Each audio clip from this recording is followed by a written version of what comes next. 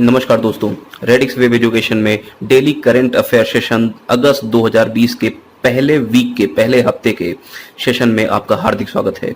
और आज बहुत ज़्यादा करंट अफेयर्स हम लोग लेकर आए हैं, और लेकिन वो करंट अफेयर्स जो बहुत इंपॉर्टेंट और सर्वश्रेष्ठ हैं। ऐसे करंट अफेयर्स एग्जाम्स में बहुत ज़्यादा पूछे जाते हैं, चाहे वो आपका स्टेट लेवल एग्जाम हो, चाहे वो आपका सेंटर लेवल का एग्जाम हो, चाहे वो पीसीएस का एग्जाम हो, आईएएस का एग्जाम हो, या फिर वो किसी एसएससी वगैरह या फिर यूपीटी पीएससी जैसे एग्जाम्स की बात करें, राजस्थान की बात करें, रेलवे की बात करें, इन सब के लिए करंट अफेयर्स बहुत इंपॉर्टेंट होने वाला है। तो सेशन को पूरा देखो दोस्तों, मुझे काफ़ी मेहनत लगती है इस तरह के सेशन को स्टार्ट करके और कंटिन्यू करने में, इनको बनाने में बहुत ज़्यादा कंटेंट आज हम लोग लेकर आए हैं। इसलिए मैं ये चाहूंगा कि आप मेरे साथ इसको नोट करते चलें और वीडियो को एक दो बार देखें, तो ये सारी चीजें आपको ध्यान भी रहें। तो चलिए शुरुआत करते हैं।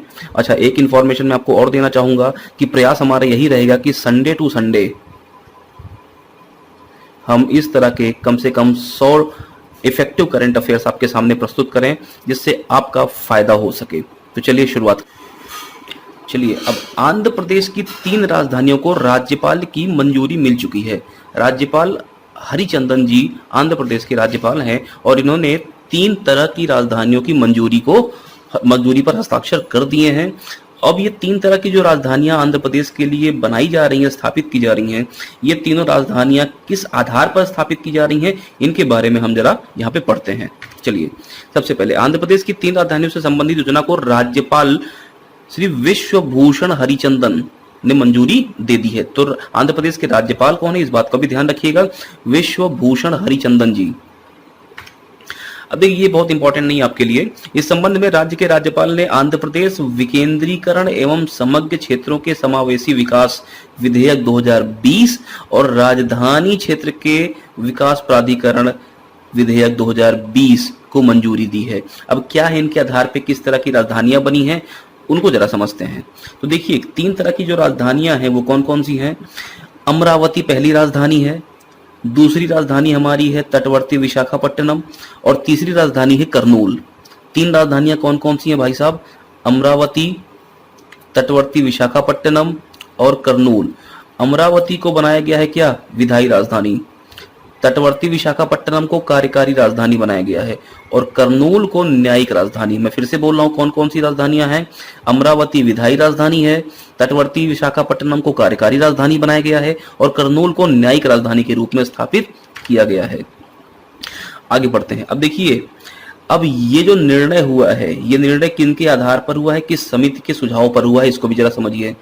तो ये जो निर्णय लिया गया है, ये जीएन राव की अध्यक्षता में बनी समिति के द्वारा लिया गया है। तो जीएन राव समिति, जिसकी अध्यक्षता कौन कर रहे थे, खुद retired IAS GN Rao ji कर रहे थे, उनके आधार पर यह डिसीजन लिया गया है। और 17 दिसंबर 2019 को आंध्र प्रदेश के मुख्यमंत्री ने राज्य में दक्षिण अफ्रीका मॉडल पर 3 राजधानियां बनाई हैं।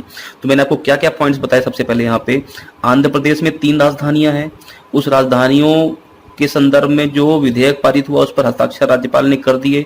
वहां का राज्यपाल कौन है, तो विश्वभूषण हरिचंदन जी हैं वहां के राज्यपाल। दूसरी सबसे इंपॉर्टेंट बात, जो 3 राजधानियां हैं वो कौन कौन सी हैं, अमरावती पहली राजधानी है, विशाखापट्टनम तटवर्ती विशाखापट्टनम दूसरी राजधानी है, और करनूल तीसरी राजधानी है।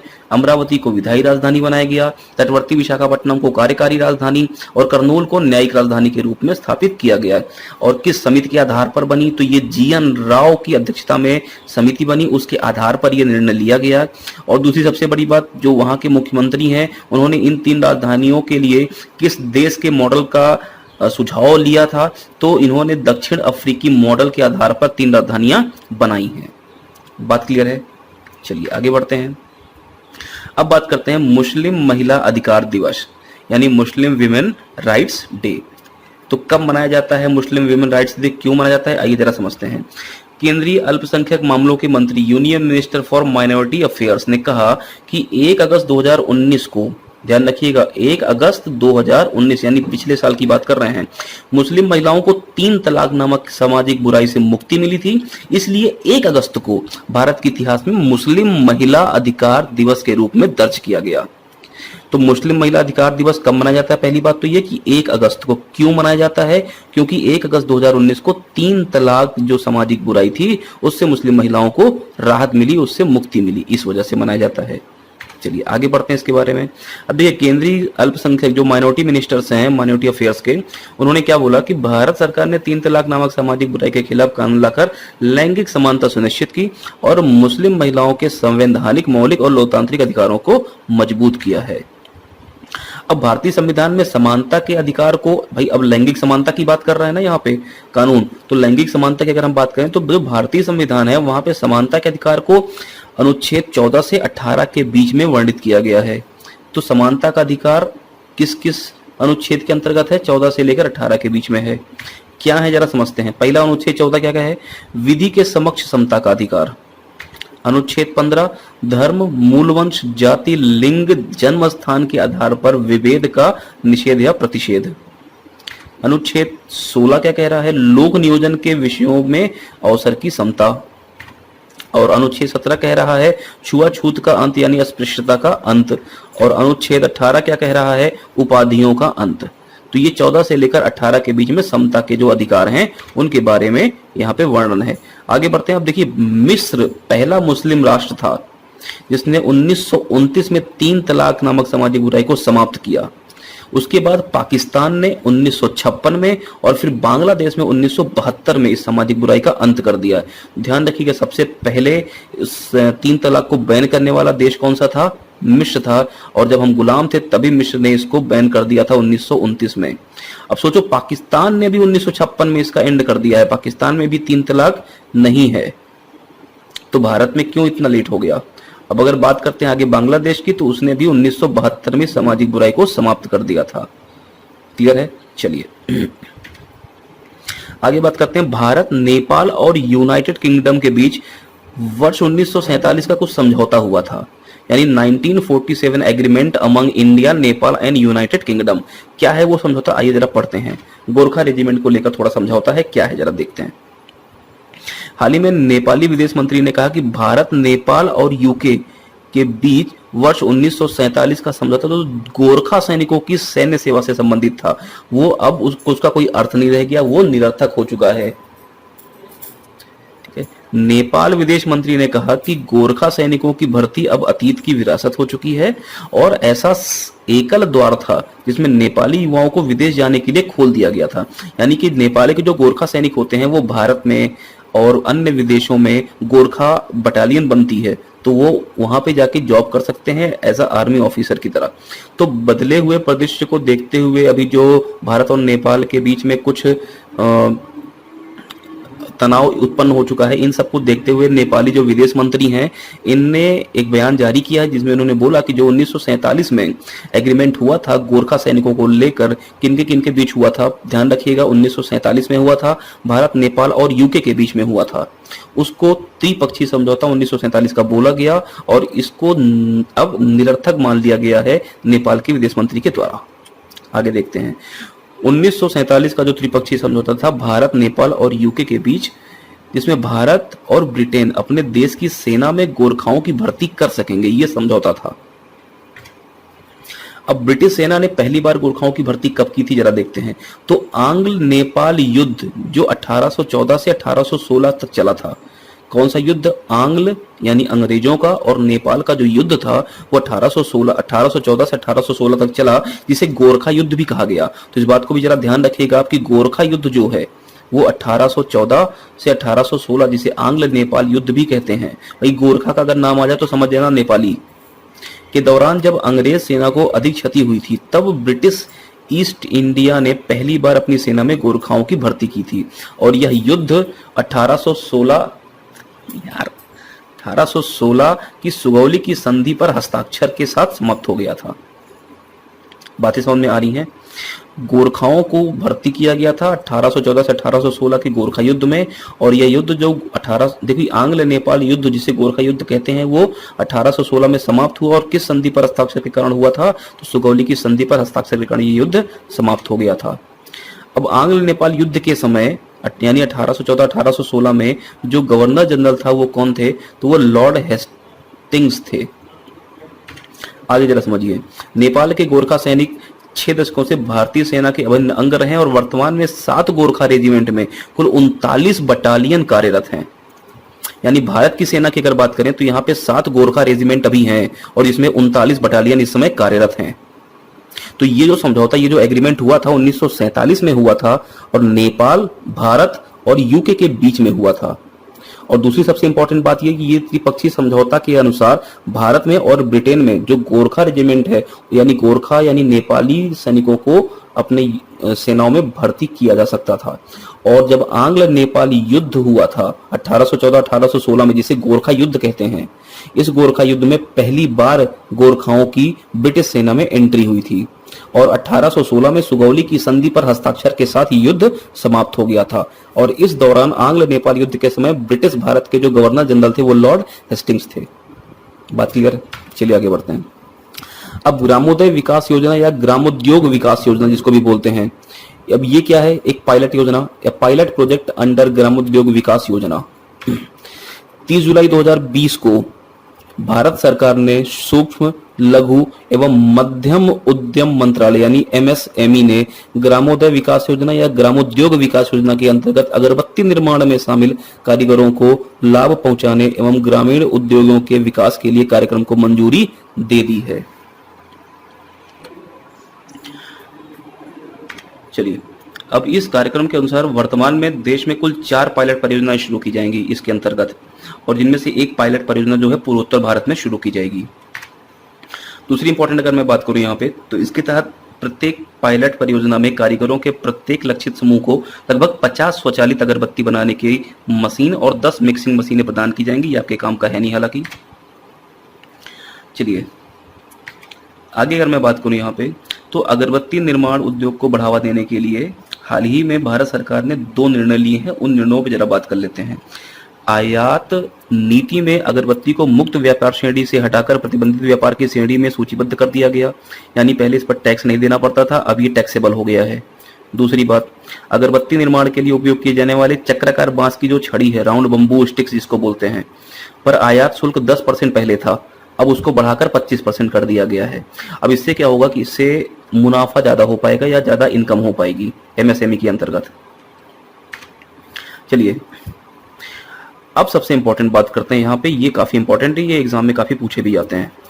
डिडाइमोकार्पस स्टोन फ्लावर्स, अब ये है क्या, इनको जरा समझते हैं। देखिए ये प्रजाति जो है बेसिकली ये सीलन वाली जगह पर यानी नम चट्टानों पर और पत्थरों पर उगती है और साउथ एशिया, दक्षिण एशिया के वर्षावनों में पाई जाती है। स्टोन फ्लावर की चीन में लगभग 34 प्रजातियां पाई जाती हैं और भारत में लगभग 25 प्रजातियां हैं, और जिसमें से भारत की अगर मैं बात करूं तो जिसमें अधिकांश जो है वो पूर्वोत्तर भारत में पाई जाती हैं।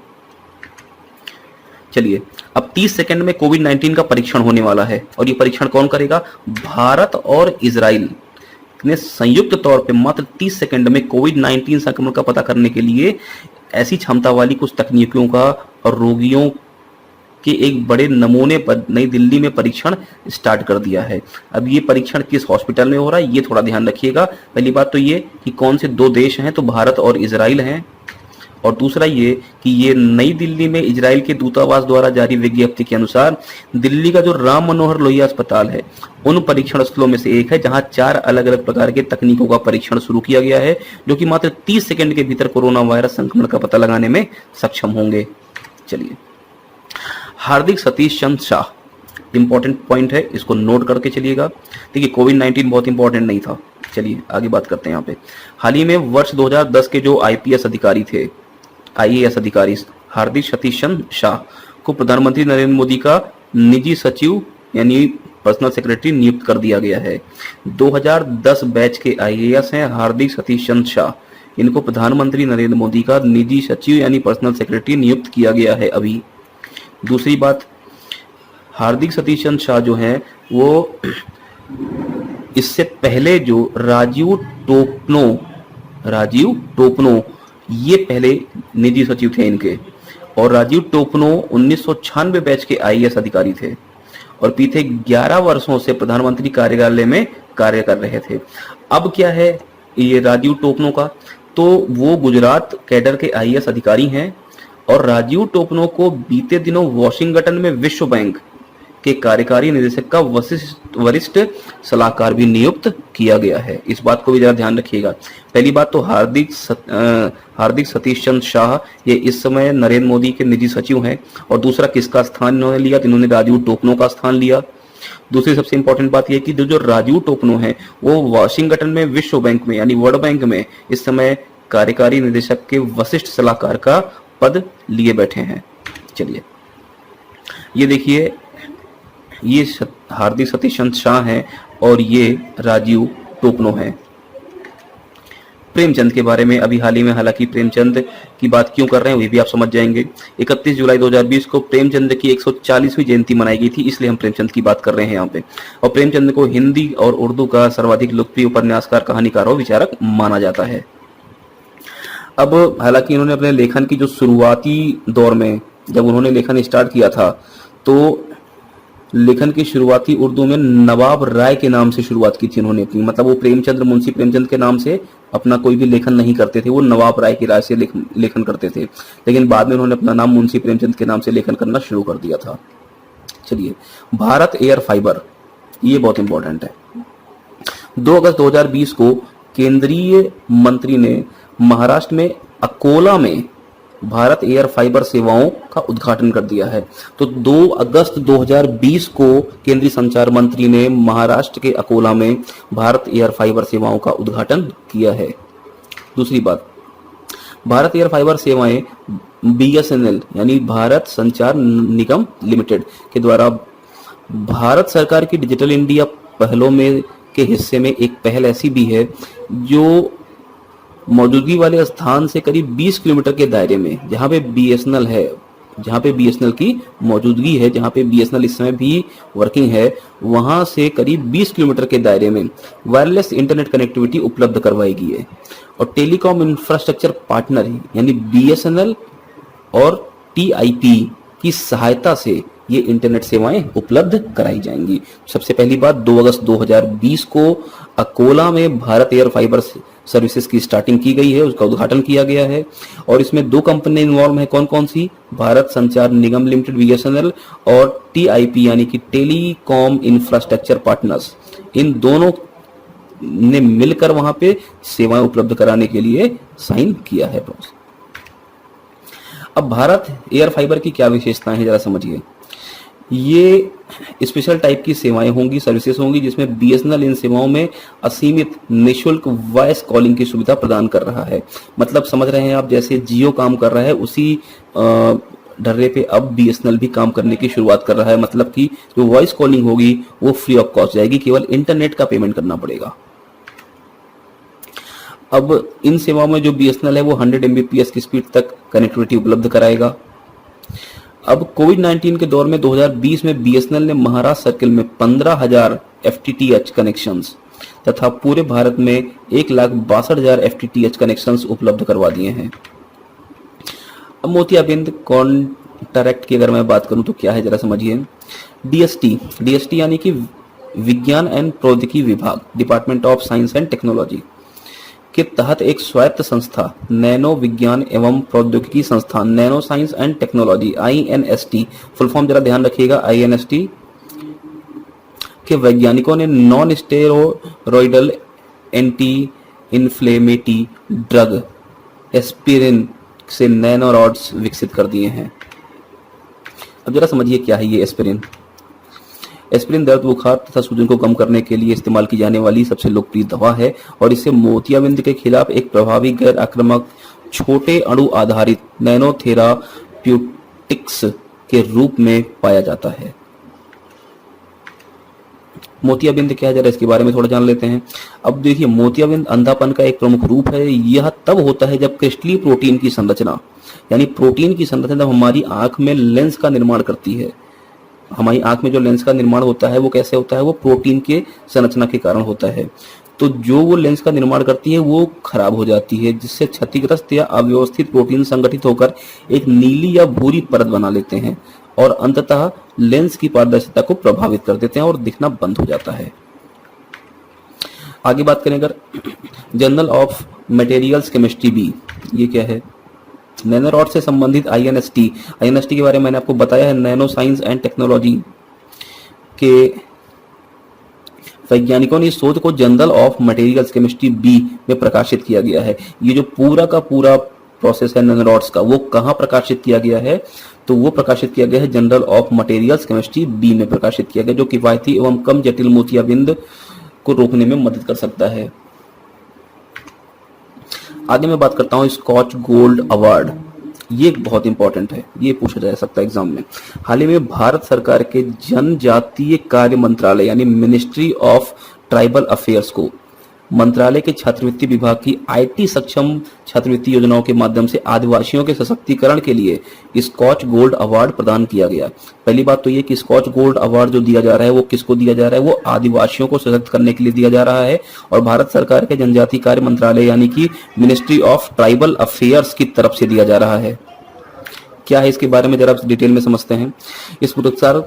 यह पुरस्कार नई दिल्ली में आयोजित 66वीं स्कॉच 2020 प्रतियोगिता का एक भाग है, जिसका शीर्षक डिजिटल गवर्नेंस के माध्यम से कोविड-19 का महामुकाबला कर रहा भारत था। ध्यान रखिएगा, 66वीं स्कॉच 2020 प्रतियोगिता जो नई दिल्ली में आयोजित हुई थी, उसका जो शीर्षक था डिजिटल गवर्नेंस के माध्यम से कोविड-19 का मुकाबला कर रहा भारत, ये इसका टाइटल था। और जनजातीय कार्य मंत्रालय ने digital India and e governance 2020 प्रतियोगिता में भाग लिया।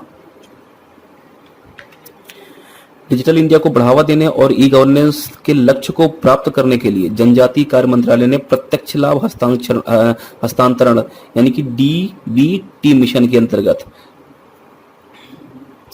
डायरेक्ट बेनिफिशियल ट्रांसफॉर्मेशन मिशन के अंतर्गत लगभग 5 छात्रवृत्ति योजनाओं को डीबीटी पोर्टल के साथ एकीकृत कर दिया है। देखिए, ये सारी बातें बहुत इंपॉर्टेंट नहीं है आपके लिए, मैं आपको यहाँ पे इंपॉर्टेंट चीजें बता देता हूँ क्या क्या है। जनजातीय कार्य मंत्रालय ने यानी कि मिनिस्ट्री ऑफ ट्राइबल अफेयर्स ने पहली बात तो ये स्कॉच गोल्ड अवार्ड प्रदान किया है। किसको प्रदान किया है और क्यों प्रदान किया है? तो ये आईटी सक्षम छात्रवृत्ति योजनाएं हैं जो कि आदिवासियों के सशक्तिकरण के लिए प्रदान की जाती हैं। दूसरी बात, नई दिल्ली में 66वीं स्कॉच 2020 प्रतियोगिता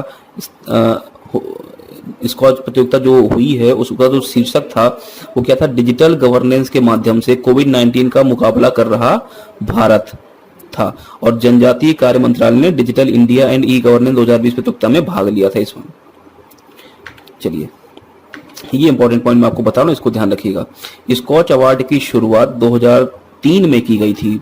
यह किसी स्वतंत्र संगठन यानी कि स्कॉच फाउंडेशन, जो कि कोई भी सरकारी या संगठन नहीं है, के द्वारा प्रदान किया जाने वाला देश का सर्वोच्च नागरिक सम्मान है। यानी कोई प्राइवेट संस्था अगर प्रदान कर रही है इसको, तो देश का सर्वोच्च नागरिक सम्मान कौन सा है? वो है स्कॉच गोल्ड अवार्ड। और इसकी शुरुआत कब हुई थी? 2003 में हुई थी। अब महात्मा गांधी के सम्मान में सिक्का, चलिए देखते हैं क्या है।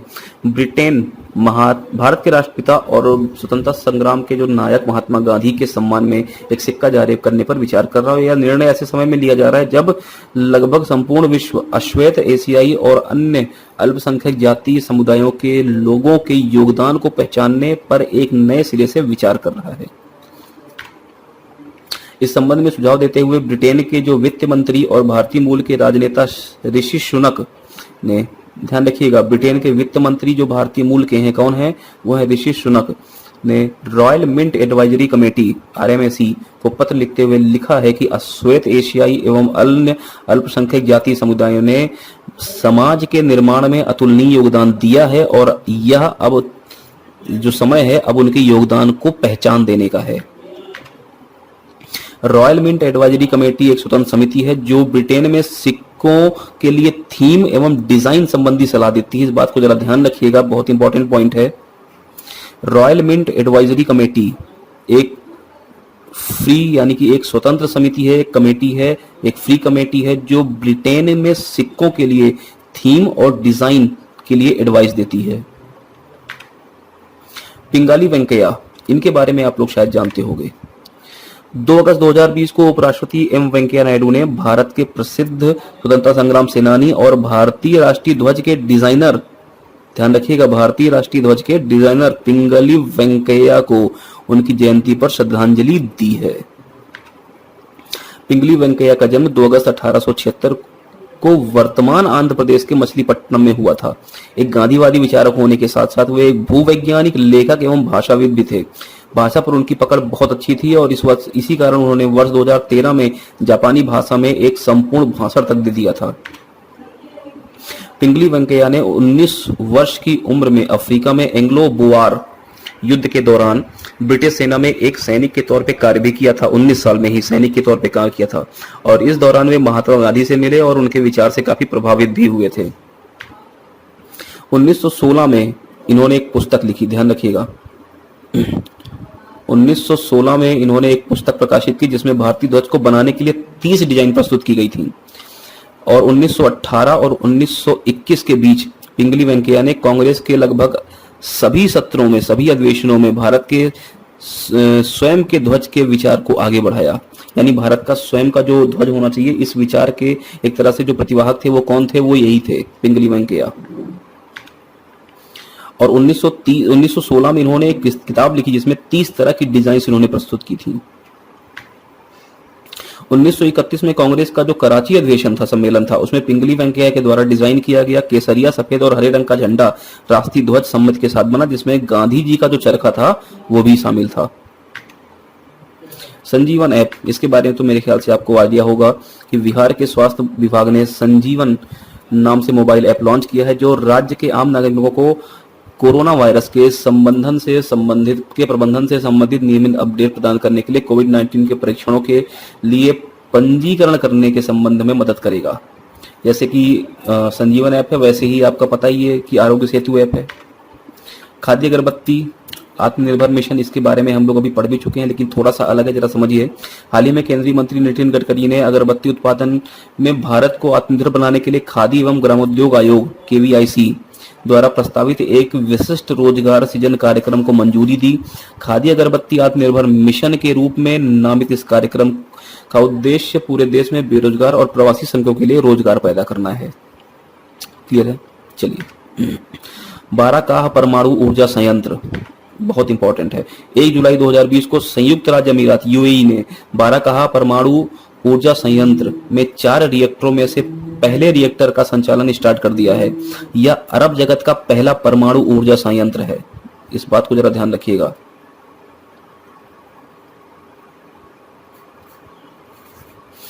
अरब जगत का पहला परमाणु ऊर्जा संयंत्र है जो अबू धाबी के अल दफरा क्षेत्र में स्थित है। परमाणु ऊर्जा संयंत्र की कुल जो क्षमता है वो 5600 मेगावाट है, जिसका उद्देश्य UAE को 25% ऊर्जा की आपूर्ति करना है। अमीरात परमाणु ऊर्जा निगम ENEC, Korea electric power corporation KEPCO के साथ मिलकर, ये दोनों मिलकर बाराकाह परमाणु संयंत्र का निर्माण और संचालन कर रहे हैं। ढोल क्या है? ढोल जरा देखते हैं। Wild life conservation society WCS Bharat, Florida विश्वविद्यालय USA, वन्य जीव संरक्षण ट्रस्ट WCT और national centre for biological sciences NCBS के वैज्ञानिकों ने पारिस्थितिकी, सामाजिक, राजनीतिक और प्रशासनिक हस्तक्षेप के संयोजन का उपयोग करके भारत में लुप्त प्राय ढोल के संरक्षण के लिए एक रूपरेखा और प्रस्ताव तैयार किया है। क्या है, जरा ये समझते हैं कि ढोल क्या है। ये देखिए, ढोल यह मध्य, दक्षिण एवं दक्षिण पूर्व एशिया के उष्णकटिबंधीय वनों में निवास करने वाला एक शीर्ष सामाजिक मांसाहारी जीव है। बाघ के बाद इसी का मांसाहारी जीव में नाम आता है। इसे जो लुप्त प्राय होने वाले हैं, इसे एशियाई जंगली कुत्ता यानी एशियाटिक वाइल्ड डॉग के रूप में भी जाना जाता है। बाघ के अलावा भारत में ढोल एकमात्र ऐसा मांसाहारी जीव है जिसे IUCN, पहले तो IUCN को ध्यान रखिएगा, international union for conservation of nature was established on 5 October 1948। IUCN, international union for conservation of nature, established on 5 अक्टूबर 1948। अब इनकी रेड लिस्ट में अगर हम बात करें तो बाघ एक मांसाहारी जीव है और दूसरा मांसाहारी जीव ढोल है, जो इनकी रेड लिस्ट में सूचीबद्ध किया गया है। इसे साइट्स की परिशिष्ट 2 में और वन्य जीव संरक्षण अधिनियम, ध्यान रखिएगा, वन्य जीव संरक्षण अधिनियम 1972 में आया था, के अंतर्गत अनुसूची 2 में सूचीबद्ध किया गया। अनुसूची आपके काम की नहीं है, इसको ध्यान रखिएगा। वन्य जीव संरक्षण अधिनियम 1972, वाइल्ड लाइफ प्रोटेक्शन एक्ट 1972। चलिए, अब शीर्षक क्या एक टाइटल है, देखिए, भारत में लुप्त प्राय ढोल कुआन अल्पलाइंस के कुआन अल्पाइंस के संरक्षण के लिए एक रणनीतिक रोड मैप नामक अध्ययन हाल ही में प्रतिष्ठित अंतर्राष्ट्रीय पत्रिका मैमल रिव्यू में प्रकाशित किया गया है। मैमल रिव्यू में ढोल पर एक अंतर्राष्ट्रीय पत्रिका में, ये जो मैमल रिव्यू है एक अंतर्राष्ट्रीय पत्रिका इंटरनेशनल मैगजीन है, जिसमें ये ढोल, भारत में जो लुप्तप्राय ढोल हैं, अल्पाइंस हैं, इनके संरक्षण के लिए एक रोड मैप और इनका शीर्षक के तौर पे पूरा डेटा दिया गया है, प्रकाशित किया गया है। संस्कृत दिवस। प्रत्येक वर्ष हिंदू कैलेंडर के अनुसार श्रावण मास की पूर्णिमा को संस्कृत दिवस मनाया जाता है। यह प्रत्येक वर्ष 3 अगस्त 2020 को आयोजित किया गया। संस्कृत दिवस का मुख्य उद्देश्य यह है कि प्राचीन भाषा के पुनरुद्धार को बढ़ावा देना है, और सबसे बड़ी बात यह है कि इस दिवस का आयोजन सर्वप्रथम 1969 में किया गया था। संस्कृत दिवस सबसे पहले कब मनाया गया था? 1969, 3 अगस्त 1969 को। चलिए, इंपॉर्टेंट चीज आगे जरा ध्यान रखिएगा। भाषा के तौर पर संस्कृत की खूबसूरती को इस बात से समझा जा सकता है कि अंग्रेजी भाषा में जिस भाव को व्यक्त करने के लिए 4 से 6 शब्दों की आवश्यकता होती है, उसे संस्कृत भाषा में मात्र एक शब्द के माध्यम से व्यक्त किया जा सकता है। गौरतलब है कि संस्कृत को कंप्यूटर प्रोग्रामिंग में सबसे अनुकूल वैज्ञानिक भाषा माना जाता है। जॉन ह्यूम 3 अगस्त 2020 को नोबेल शांति पुरस्कार विजेता और उत्तरी आयरलैंड के जो राजनीतिज्ञ हैं जॉन ह्यूम का 83 वर्ष की आयु में निधन हो गया है, और 30 वर्ष से भी अधिक लंबे अपने राजनीतिक करियर के दौरान जॉन ह्यूम उत्तरी आयरलैंड के प्रमुख राजनेताओं में से एक रहे हैं। दूसरी इंपॉर्टेंट बात की अगर मैं बात करूं तो जॉन ह्यूम ने शांति के क्षेत्र में, अपने इलाके में, अपने क्षेत्र में शांति स्थापित करने के लिए शुरू हुई वार्ता में प्रमुख भूमिका निभाई, जिसके कारण 1998 में गुड फ्राइडे समझौता हुआ, गुड फ्राइडे एग्रीमेंट। इसी समझौते के कारण उत्तरी आयरलैंड में जो कई सारे दशकों से हिंसा चली आ रही थी वो समाप्त हो गई। क्लेडोनोटस भास्करी, अब ये क्या है जरा देखते हैं। हाल ही में क्रोएशिया एवं जर्मनी शोधकर्ताओं ने श्रीलंका के वर्षावनों में ट्विग हॉपर की एक नई प्रजाति क्लेडोनोटस भास्करी की खोज की है। ट्विग हॉपर की ये जो नई प्रजाति है क्लेडोनोटस भास्करी का नामकरण केरल वन अनुसंधान संस्थान यानी KFRI के एक युवा संरक्षण जीव विज्ञानी और टिड्डी विशेषज्ञ धनेश भास्कर के नाम पे रखा गया है। ध्यान रखना, शोधकर्ता कहाँ के थे? क्रोएशिया और जर्मनी के। खोजे कहां से? श्रीलंका के वर्षावनों से। नामकरण किसने किया? केरल वन अनुसंधान संस्थान KFRI के जो एक टिड्डी विशेषज्ञ जीव विज्ञानी हैं जिनका नाम है धनेश भास्कर, इनके नाम पे इसे क्लेडोनोटस भास्करी रखा गया, धनेश भास्कर जी के नाम पर। थेंजोल गोल्फ रिजॉर्ट परियोजना। 4 अगस्त 2020 को केंद्रीय पर्यटन मंत्री ने स्वदेश दर्शन योजना, ध्यान रखिएगा, स्वदेश दर्शन योजना के तहत थेंजोल गोल्फ रिजॉर्ट परियोजना का उद्घाटन किया। इस विश्व स्तरीय परियोजना को पूर्वोत्तर भारत के मिजोरम राज्य के में निर्मित किया जा रहा है। ध्यान रखिएगा, ये गोल्फ परियोजना है और ये भारत के मिजोरम राज्य में निर्माण किया जा रहा है इसका। वर्तमान में भारत में 230 से अधिक गोल्फ कोर्स हैं और जिसमें कई इंटरनेशनल लेवल के हैं। NGC 2899। हाल ही में खगोलविद ने अंतरिक्ष इथेरियल पंखों को फहराती हुई एक इंटरस्टेलर घटना देखी है। देखिए, कई सारी जब गैसेस होती हैं ना, वो जब वातावरण में फैलती हैं तो वो कुछ शेप्स का निर्माण करती हैं। ऐसे ही अंतरिक्ष में इथेरियल पंख जो हैं वो इस तरह से फैलते हुए दिख रहे हैं। तो ये इंटरस्टेलर घटना है और जो गैसेस के माध्यम से बनती है। देखिए जरा, अंतरिक्ष में यह अनोखा प्रकाश एक उच्च सममित गैस नोबुला के कारण दिखाई दिया, जिसे NGC 2899 के रूप में जाना गया। ये देखिए, कुछ पंख जैसा दिख रहा है ना। चलिए, अमोनियम नाइट्रेट बहुत इंपॉर्टेंट है। हाल ही में लेबनान की राजधानी बेरूत में एक शक्तिशाली विस्फोट हुआ। लेबनानी अधिकारियों द्वारा अमोनियम नाइट्रेट को इस विस्फोट का कारण बताया गया। अब बेसिकली है क्या ना कि अमोनियम नाइट्रेट को उर्वरक के रूप में भी इस्तेमाल किया जाता है, लेकिन अब ज्यादातर इसका इस्तेमाल जो है वो विस्फोट वगैरह के लिए भी किया जा रहा है। जरा देखिए, अमोनियम नाइट्रेट एक रंगहीन गंधहीन क्रिस्टलीय पदार्थ है। यह जल में अत्यधिक घुलनशील भी है और जल में घुलित अमोनियम नाइट्रेट के घोल को गर्म करने पर यह नाइट्रस ऑक्साइड में बदल जाता है, यानी कि जिसको हम लाफिंग गैस बोलते हैं। ये अमोनिया और नाइट्रिक एसिड यानी NH3 और HNO3 जब इनको मिलाते हैं तो क्या बनता है NH4NO3। इसे आमतौर पर एक उर्वरक के रूप में इस्तेमाल किया जाता है जो दशकों से कई औद्योगिक विस्फोटों का कारण भी रहा है। तो चलिए दोस्तों, इससे पहले मैं आपसे एक क्वेश्चन ये भी पूछूंगा कि एक मास्क अनेक जिंदगी अभियान, ये अभियान किस राज्य में स्टार्ट किया गया है? एक मास्क अनेक जिंदगी, आप इसका आंसर अगर जानते हैं तो इसको कमेंट बॉक्स में कमेंट करके बताएं। तो आज के लिए मैं इतना ही रखता हूं, बाकी फिर मिलते हैं। अब कुछ क्वेश्चंस के सेशंस के साथ भी मिलेंगे।